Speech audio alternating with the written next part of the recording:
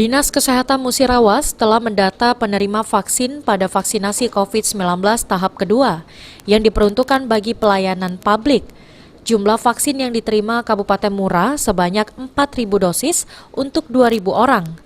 Sasaran penerima vaksin berdasarkan klaster, yaitu Polri sebanyak 479 orang, anggota DPR sebanyak 36 orang, tokoh agama sebanyak 108 orang, guru madrasah sebanyak 100 orang, wartawan sebanyak 40 orang, petugas lapas sebanyak 40 orang, Satpol PP sebanyak 100 orang, DPM PTSP sebanyak 60 orang, guru di Kecamatan Tugu Mulyo dan Muara Beliti sebanyak 341 orang, Inspektorat sebanyak 56 orang, dan BKPSDM sebanyak 51 orang.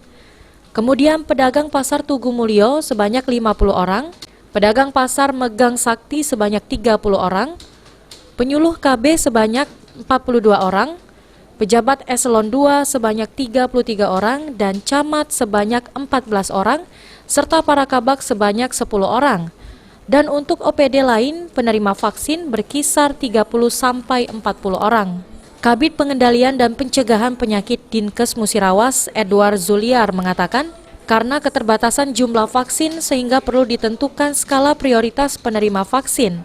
Namun tetap ada keterwakilan dari seluruh kategori yang telah ditetapkan oleh Kementerian Kesehatan. Sementara untuk pelaksanaan vaksinasi akan dilakukan sesegera mungkin. Edward berharap pelaksanaan vaksin tahap kedua ini akan berjalan lancar dan segera tuntas. Sehingga ketika nanti hasil vaksinasi sudah lebih 50%, maka bisa mengajukan untuk kebutuhan vaksin berikutnya.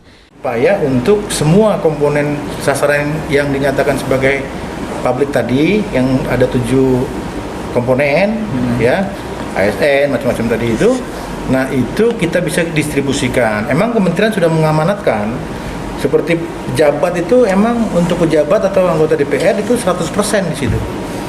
Ya, untuk guru itu ada ringnya sekitar 46% untuk yang paling maksimal.